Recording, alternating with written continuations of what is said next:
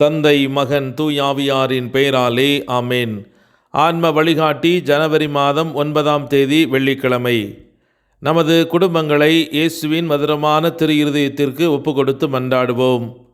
இயேசுவின் மதுரமான திரு இருதயமே, கிறிஸ்தவ குடும்பங்களுக்கு தேவரீர் செய்து வரும் சகல உபகாரங்களையும் சொல்ல முடியாத உமது நன்மைத்தனத்தையும் நினைத்து நன்றியறிந்த பட்சத்தோடு உமது திருப்பாதத்தில் சாஷ்டாங்கமாக விழுந்து கிடக்கிறோம். நேசமுள்ள இயேசுவே, எங்கள் குடும்பங்களில் உள்ள சகலரையும் உமக்கு ஒப்புக் கொடுத்து மன்றாடுகிறோம். தேவரீர் எங்களை ஆசீர்வதித்து இப்போதும் எப்போதும் உமது திரு இருதய நிழலில் நாங்கள் இளைப்பாறச் செய்தருளும். தவறி எங்களில் எவராவது உமது திரு இருதயத்தை நோகச் செய்திருந்தால் அவர்கள் குற்றத்திற்கு நாங்களே நிந்தை பரிகாரம் செய்கிறோம். உமது திரு இருதயத்தை பார்த்து எங்கள் பரிகாரத்தை ஏற்றுக்கொண்டு அவர்களுக்கு கிருபை செய்தருளும். இதுவுமன்றி உலகத்தில் இருக்கும் சகல குடும்பங்களுக்காகவும் உம்மை மன்றாடுகிறோம். பலவீனர்களுக்கு பலமும், விருத்தாப்பியருக்கு ஊன்றுகோலும், விதவைகளுக்கு ஆதரவும், அனாதை பிள்ளைகளுக்கு தஞ்சமாயிருக்க தயை புரியும்.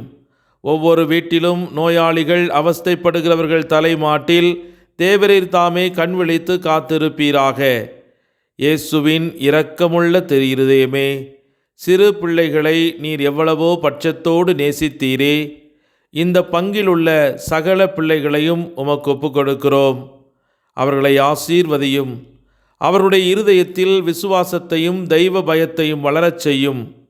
ஜீவிய காலத்தில் அவர்களுக்கு அடைக்கலமாகவும் மரண சமயத்தில் ஆறுதலாகவும் இருக்கும்படி உம்மை மன்றாடுகிறோம்.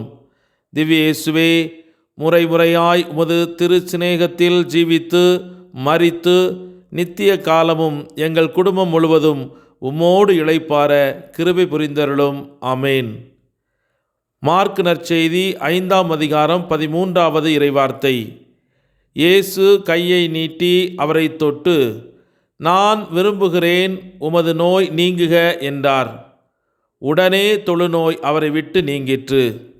இது கிறிஸ்து வழங்கும் வாழ்வு தரும் நற்செய்தி. கிறிஸ்துவே உமக்கு புகழ். சிந்தனை.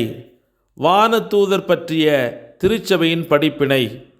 4ஆம் லாத்திரன் திருச்சங்கம் கிபி 1215 தனது நம்பிக்கை அறிக்கையில் இறைவன் உலகத் தொடக்கத்திலேயே ஒன்றுமில்லாமையிலிருந்து ஆவிக்குரிய மற்றும் பருப்பொருள் சார்ந்த, அதாவது விண்ணுலகம் மண்ணுலகம் சார்ந்த உலகையும் மற்றும் இந்த இரண்டு நிலைகளிலும் பங்கெடுத்து ஆன்ம உடல் இவற்றால் உருவாக்கப்பட்ட மனிதர்களையும் படைத்தார் என்று அறுதியிட்டு கூறுகிறது கத்தோலிக்க திரு அவையின் மறைக்கேள்வி எண் 327.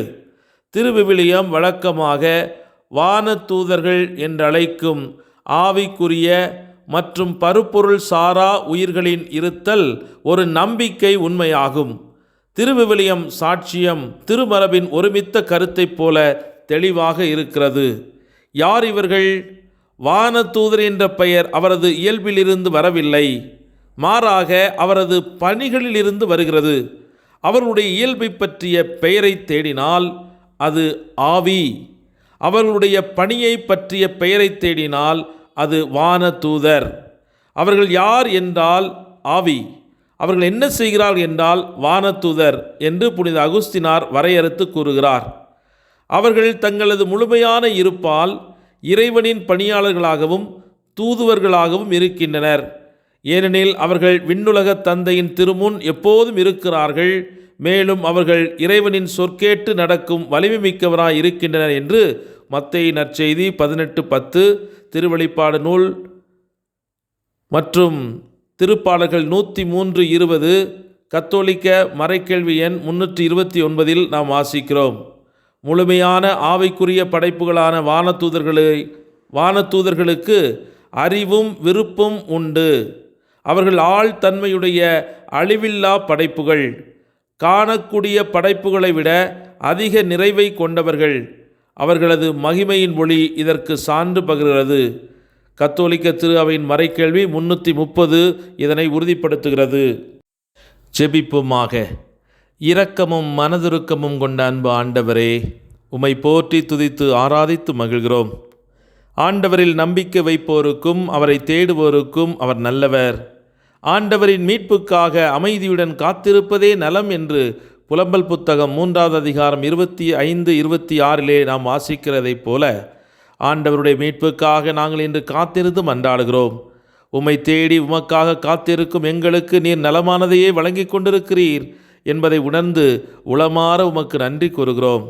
சாபத்தின் சம்பளமான தொழுநோயினால் பாதிக்கப்பட்ட மனிதன் தன்னுடைய சாபத்தை சகித்து கொள்ளாமல் சாபங்களை முறிக்கும் கட்டுக்களை உடைக்கும் உம்மிடத்தில் வந்து முழந்தால் படியிட்டு மன்றாடியதைப் போல இன்றைய எங்கள் சாபங்கள் நோய்கள் போன்றவற்றை சகித்து கொள்ளாமல் இந்த நோய்களின் பிடியிலிருந்து விடுவிக்கும் உம்மிடத்தில் இன்று வந்து நிற்கிறோம்.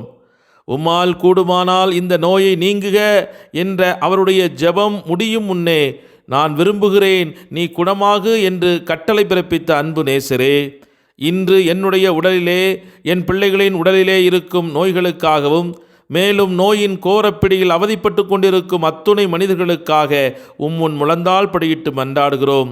உம்மால் கூடாதது ஒன்றுமே இல்லை. எத்தகைய கொடிய நோய்களாக இருந்தாலும் இன்று நீர் அதனை குணமாக்க வல்லவர் என்பதை உணர்ந்து எங்களுடைய நோய்களுக்கு உமது நாமத்தில் இன்று நான் கட்டளையிடுகிறோம். நோய்கள் இன்று எங்கள் உடலை விட்டு மறைவதாக.